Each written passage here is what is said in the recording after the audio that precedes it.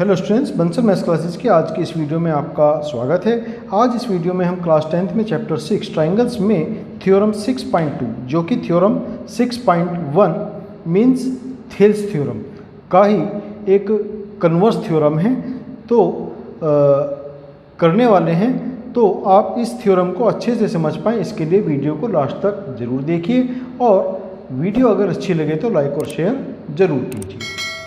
Theorem 6.2, यदि कोई रेखा किसी त्रिभुज की दो भुजाओं को एक ही अनुपात में विभाजित करे तो वह तीसरी भुजा के समांतर होती है। ये इसका स्टेटमेंट है। If a line divides any two sides of a triangle in the same ratio then the line must be parallel to third side. ये हमें यहाँ पर इसमें प्रूव करना है। इसकी फिगर बना लेते हैं पहले इसके लिए।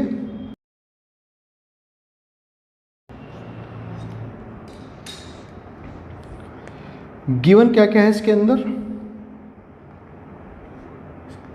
इसमें गिवन है in triangle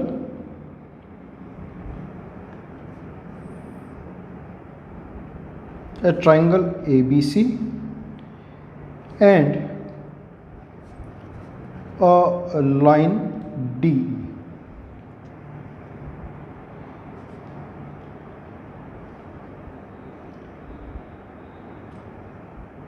which intersect line AB at D and line AC at E such that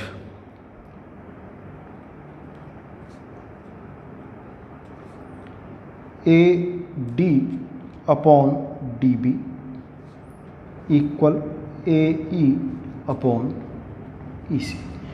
DE line जो है AB और AC को पॉइंट D और E पर रेस्पेक्टिवली इंटरसेक्ट करती है और इस प्रकार से इंटरसेक्ट करती है कि AD upon DB equal AE upon EC। ये हमें यहाँ पर इतना गिवन है। टू प्रूव, सिद्ध क्या करना है हमें यहाँ पर? हमें यहाँ पर सिद्ध करना है कि लाइन DE पैरेलल है BC के। इतना हमें यहाँ पर प्रूव करना है।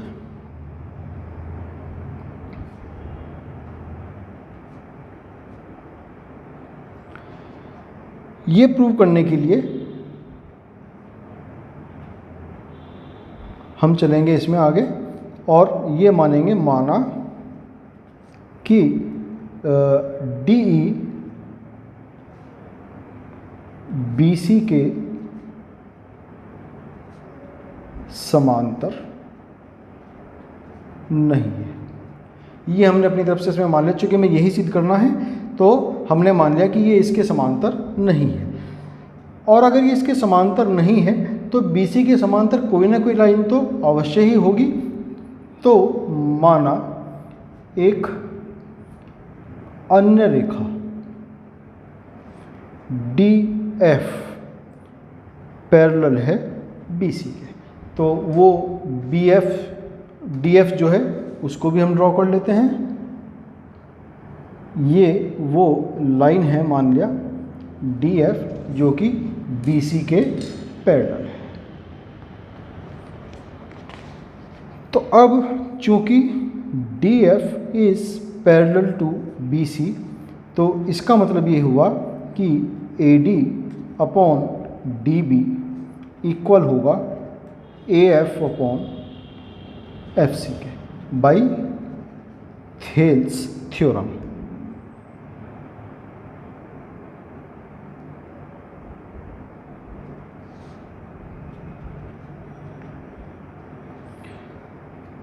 लेकिन हमें गिवन है कि AD upon DB but AD upon DB equal है AE अपॉन EC के।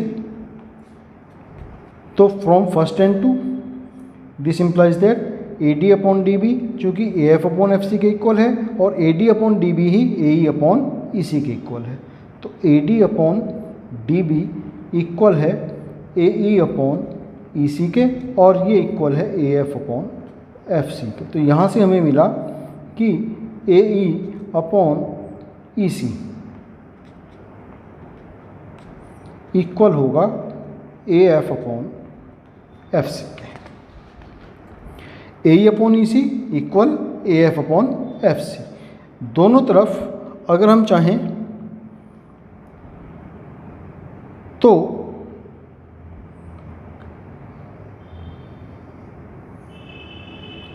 इसमें 1 ऐड कर देंगे तो ए ई अपॉन ई सी प्लस 1 हो जाएगा A F upon F C plus 1 means A E plus E C upon E C equal A F plus F C upon F C. अब A E plus E सी,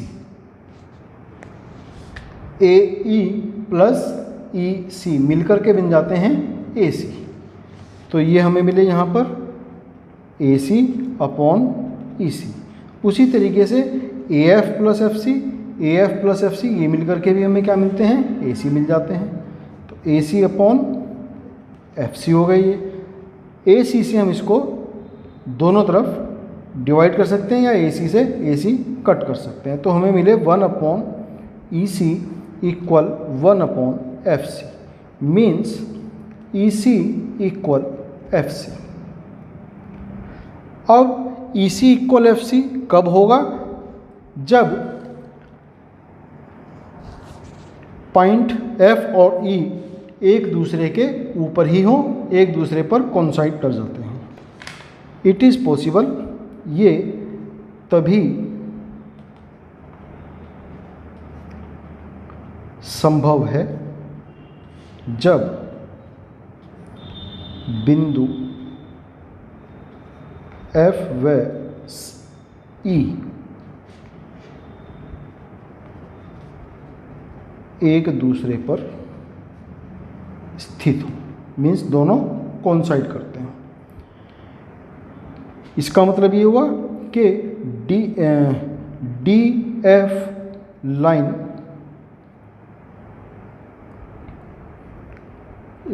इसके D F जो है D E, D F व D E दोनों एक ही रेखा है और चूंकि डी एफ पैरेलल है बी सी के, हमने ये मान करके चले हैं, तो इसका मतलब ये हुआ कि डी ई पैरेलल होगा बी सी के और यही हमें यहाँ पर सिद्ध करना था। Hence proved. तो ये हुआ हमारा थेल्स थ्योरम का कन्वर्स, उसका विलोम सिद्ध किया हमने। अब हम एक्सरसाइज 6.2 के कुछ क्वेश्चंस यहाँ पर करेंगे। एक्सरसाइज 6.2 में क्वेश्चन नंबर 1। क्वेश्चन नंबर 1 में हमें दो फिगर्स दी हुई हैं, दोनों फिगर्स में हमें बताना है। पहली फिगर, फर्स्ट फिगर क्या है, एक ट्रायंगल यहाँ पर बना हुआ है, राइट एंगल ट्रायंगल है।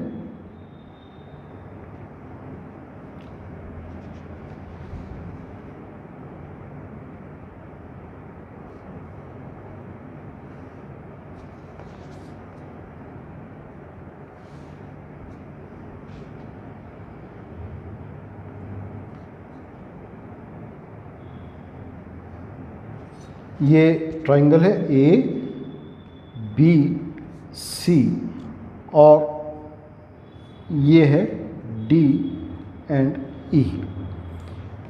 डी ई पैरेलल है बी सी के, ये इसमें गिवन है। ए डी 1.5 सेंटीमीटर है, बी डी 3 सेंटीमीटर है, ए ई 1 सेंटीमीटर है। तो इसमें हमें जो है फाइंड करना है ई सी। तो माना EC जो है x सेंटीमीटर है। तो चूँकि DE पैरेलल है BC के, तो इसका मतलब क्या होगा कि AD अपॉन DB इक्वल होंगे AE अपॉन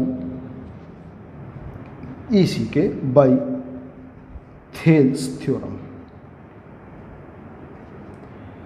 अब AD की वैल्यू हमें पता है इसमें 1.5 सेंटीमीटर, DB की वैल्यू हमें पता है 3 सेंटीमीटर, इक्वल AE 1 है और EC हमें फाइंड करनी है, तो हम इसको x रख देंगे। यहाँ से इसको सॉल्व करेंगे, क्रॉस मल्टीप्लाई करेंगे तो x हमें मिल जाएंगे 3.0 divided by 1.5।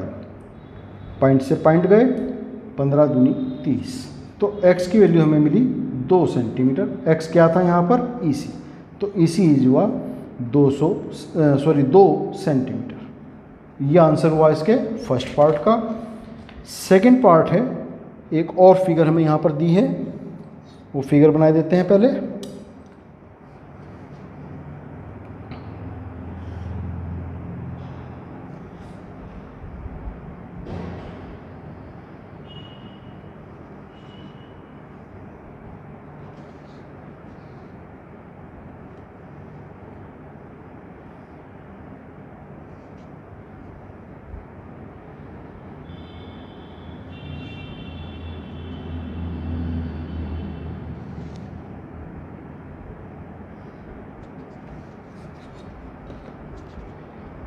A, B, C,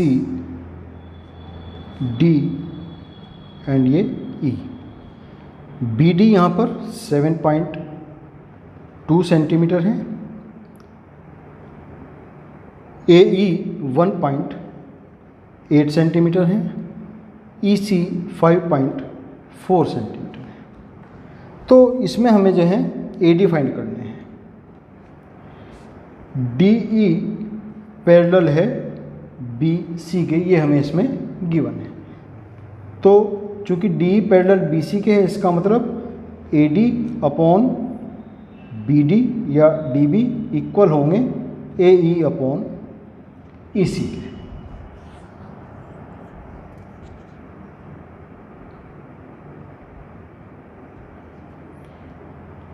by Thales theorem. अब AD की वैल्यू हमें नहीं पता, AD डिवाइडेड बाई BD हमें पता है 7.2 इक्वल AE हमें पता है 1.8 डिवाइडेड बाई EC हमें पता है 5.4। तो यहाँ से AD हमें मिलेंगे 1.8 मल्टीप्लाई 7.2 डिवाइडेड बाई 5.4। पॉइंट से पॉइंट गए, 18 तिया 54 और 3 दूनी 6, 1 2 3 4 12, 2.4। तो AD हमें मिले यहाँ पर 2.4 सेंटीमीटर। ये हुआ क्वेश्चन नंबर 1 का आंसर। नेक्स्ट है क्वेश्चन नंबर 2। किसी त्रिभुज PQR की भुजाओं PQ और PR पर क्रमशः बिंदु E और F स्थित हैं। निम्नलिखित में से प्रत्येक स्थिति के लिए बताइए कि क्या EF समांतर है QR के।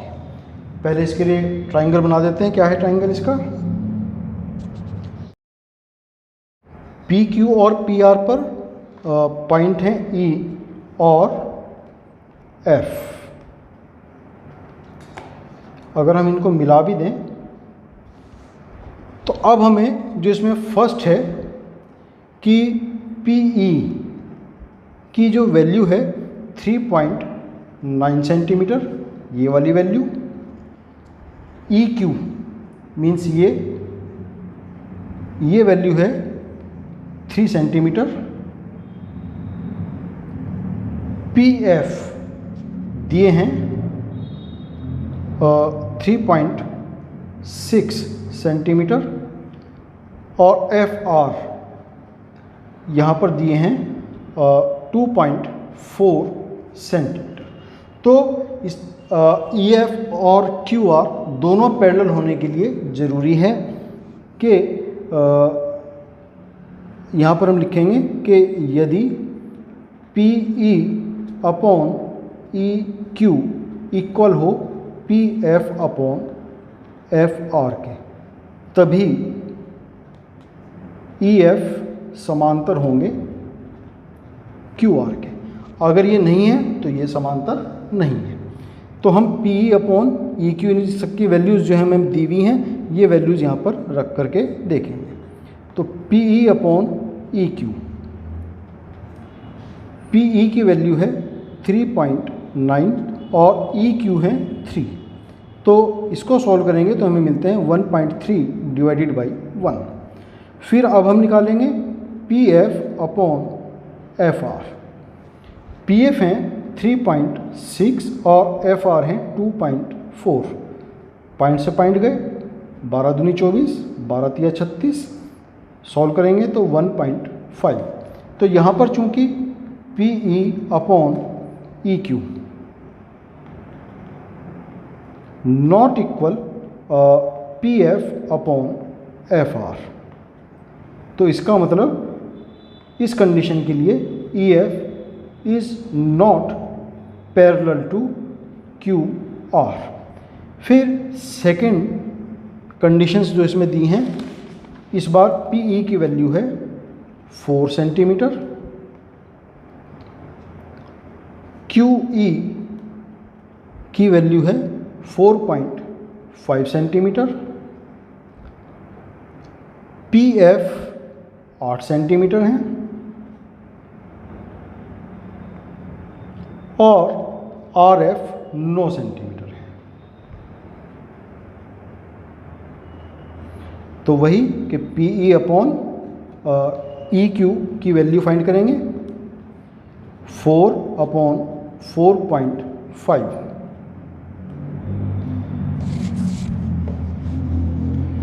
अब पी एफ चूँकि और सॉल्व नहीं हो सकता, P F upon R F की वैल्यू फाइंड करेंगे। तो ये 8/9, इसको हम सॉल्व कर सकते हैं, 2 चौक 8 और ये 4.5, 4 अपॉन 4.5। तो चूँकि P E upon Q E equal आए हैं P F upon R F, दोनों इक्वल आए हैं, तो इसका मतलब ये हुआ कि ई एफ पैरेलल है क्यू आर के। तो सेकंड कंडीशन के लिए दोनों पैरेलल हो जाते हैं। फिर थर्ड कंडीशन,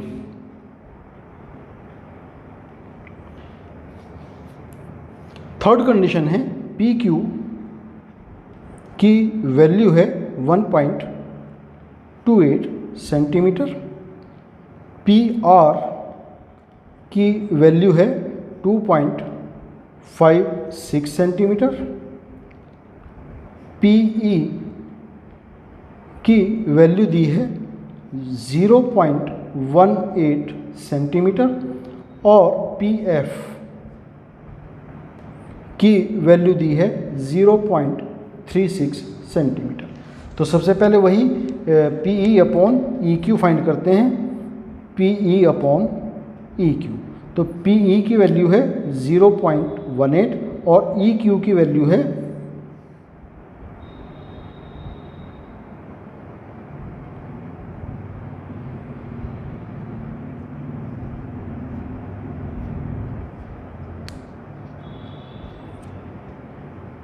इस बार हमें ई क्यू की जगह पी क्यू दिया है, तो P E upon P Q हम फाइंड करेंगे 1.28।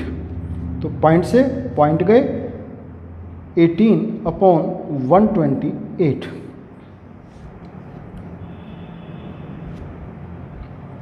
इसको हम सॉल्व कर सकते हैं,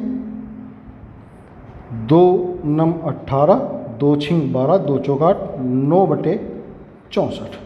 फिर वैल्यू हम निकालेंगे P F upon P R.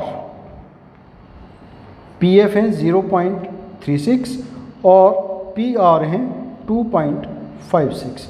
Point से ये भी पॉइंट गए और इसको हम सॉल्व कर सकते हैं आगे, 4 नम 36, 4 छिंग 24, 1 6 4 चौक 16, ये भी 9/64।